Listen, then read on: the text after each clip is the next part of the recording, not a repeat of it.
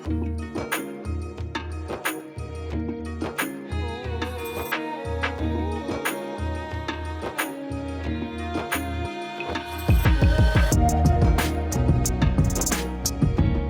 everyone, divine blessings to you all. I hope you all are doing well. আজ শুক্রবার, কালকেই গণেশ চতুর্থী।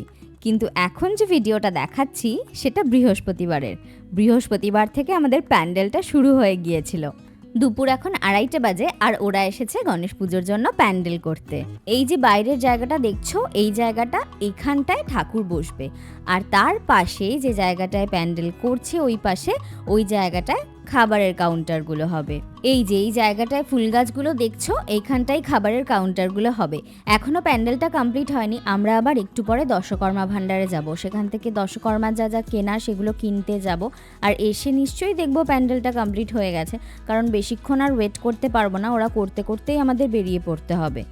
দেখো কি নিপুণ দক্ষতায় উনি কাপড়গুলো টানাচ্ছেন, আর এইদিকে ইনি ঠাকুরের জায়গার প্যান্ডেলটা করছেন, তাই জন্য এই কাপড়টা সুন্দর করে সেলাই করে নিচ্ছেন আগে থেকে। যাই আমি উপরে যাই, আমাদের আবার রেডি হয়ে একটু পরেই বেরোতে হবে।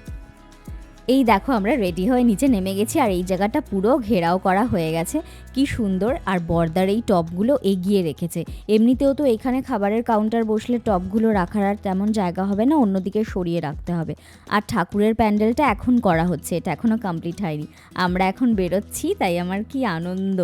মাও আমাদের সাথে যেত, কিন্তু মার আবার গানের ক্লাস আছে, সেই জন্য মাকে আগেই বেরিয়ে যেতে হবে 5:30টার সময়। আমরা ততক্ষণে ফিরতে পারবো কিনা জানি না, তাই জন্য মাকে ছাড়াই আমরা দুজনে চলে যাচ্ছি।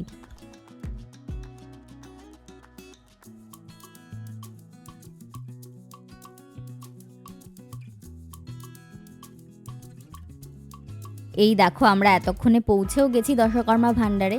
কত সুন্দর সুন্দর ছোট ছোট ঠাকুরের কাপড়, কত রং বেরঙের মালা, দেখলেই মনে হয় সব নিয়ে নিই। সে অবশ্য আমার যে কোনো দোকানে গেলেই মনে হয় আমি সব নিয়ে নিই। টুকটুক করে ওরা লিস্ট মিলিয়ে সমস্ত জিনিস আস্তে আস্তে দিতে শুরু করেছে, আর এই নীল গামলা মতো এই জায়গাটায় সব জিনিসগুলো রাখছে। এই দেখো এটা কি সুন্দর, আমার মনে হয় চারপাশে বর্ডার করার জন্য এই জিনিসগুলো ইউজ করা হয়। আর এইদিকে দেখো দুটো ছোট্ট গণেশ রাখা আছে, কি সুন্দর দেখতে। আর আমি এই মার্কেটে ঢুকেই দেখলাম কত সুন্দর সুন্দর গণেশ। আমরা যদি না বানাতাম এখান থেকে কিনে নিয়ে গেলেও হতো, কিন্তু সব ছোট ছোট, অত বড় গণেশ নেই। আমাদের দর্শকর্মার সমস্ত জিনিসগুলো দেওয়া হয়ে গেছে, এবার ওনারা দেখে দেখে মিলিয়ে নিচ্ছেন যে সব ঠিকঠাক দিয়েছেন কিনা। দাঁড়াও তো, ভুলেই গেছি, একটা মালা নিতে হবে। একটা মালাও নিয়ে নিই। আগের বছরের যে মালাটা, সেই মালাটা ঠাকুর বিসর্জন দিয়েছিলাম, মালাটাও জলে চলে গেছে। এই দেখো এই মালাটা সুন্দর না, এই মালাটাই নিয়ে নিই একটা।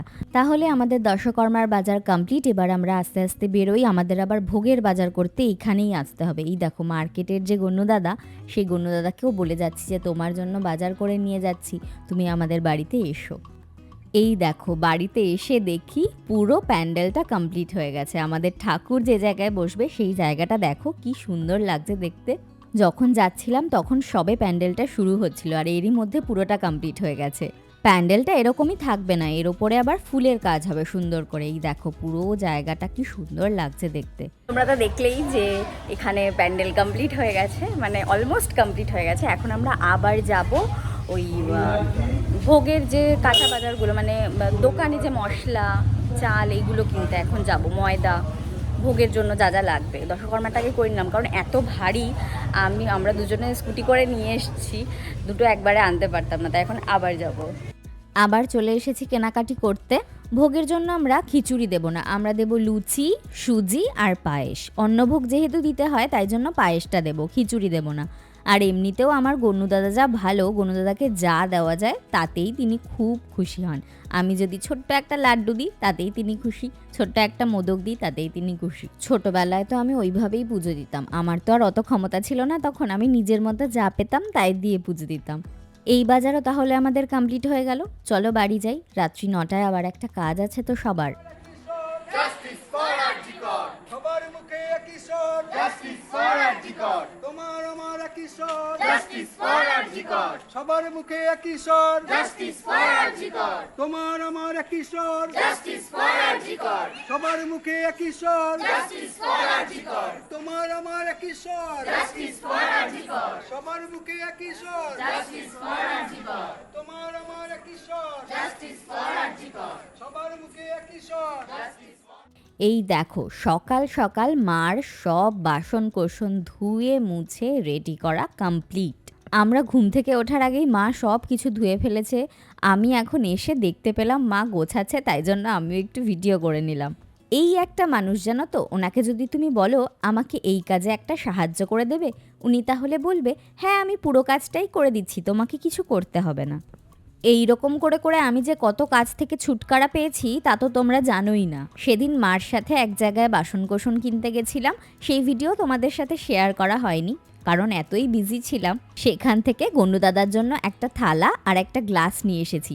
দেখো কি সুন্দর দেখতে এই থালা আর গ্লাসটা। বিকেল এখন 5:30 বাজে আর এখন আমাদের বাড়িতে আলো লাগানো হচ্ছে, আলোগুলো জ্বালানোও হয়েছে। দেখো এই কিছুদিন আগে বান্টির পৈতে গেল, সারা বাড়িতে আলো জ্বলছিল, আর আবার আজকে গণেশ পুজোর জন্য সারা বাড়িতে আলো জ্বলছে। কি সুন্দর লাগে এই আলোগুলো, বলে বোঝানো যাবে না। আর আমাদের বাড়িটা যেন নতুনভাবে সেজে ওঠে। চলো একটু ভেতরে গিয়ে দেখি ভেতরে কেমন আলো লাগিয়েছে। ও মা, কি সুন্দর দেখো, দুটো প্রদীপ দুদিকে জ্বালিয়েছে, অদ্ভুত সুন্দর লাগছে। আর এই ঝাড়টাও বেশ সুন্দর হয়েছে। এখনও ফুলের কাজ বাকি, ফুলের কাজ হলেই জায়গাটা আরও কত সুন্দর লাগবে ভেবেই আনন্দ হচ্ছে।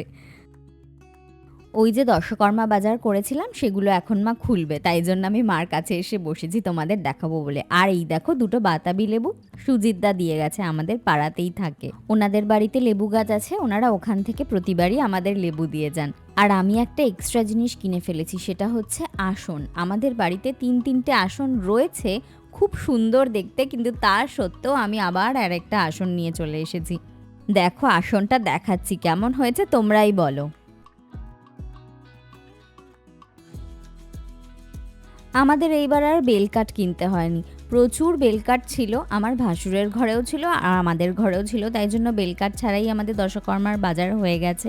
আর তোমাদের তখন মালাটা ভালো করে দেখাতে পারিনি, তাই জন্য এখন দেখে নাও, বেশ অরেঞ্জিশ একটা ইয়েলো রয়েছে আর হোয়াইটের উপর, মালাটা বেশ সুন্দর। এখন মা একটা একটা করে সব দশকর্মার জিনিসগুলো গোছাবে, তারপর মা আবার বেরোবে বাজার করতে, কারণ কালকেই তো পুজো, কত কাজ, কালকে কত ভোরে আমাদের উঠতে হবে। আমি এমনিতেই অনেক দেরি করে ঘুম থেকে উঠি, কিন্তু কালকে আমাকে সেই ভোরবেলা উঠে যেতে হবে। আর আজ বিকেলে যাব ঠাকুর আনতে, মজা করে সবাই মিলে যাব। আর গণেশ পুজোর ব্লগটা দেখতে কিন্তু একদম ভুলো না। গণেশ পুজোর পুরো ভিডিওটা কিন্তু থাকবে একটাই ব্লগে, তাই সেটা যত বড়ই হোক সবাইকে কিন্তু দেখতে হবে। তাহলে আজকের মতো টাটা, সবাই ভালো থেকো আর সবার গণেশ পুজো খুব ভালো কাটুক।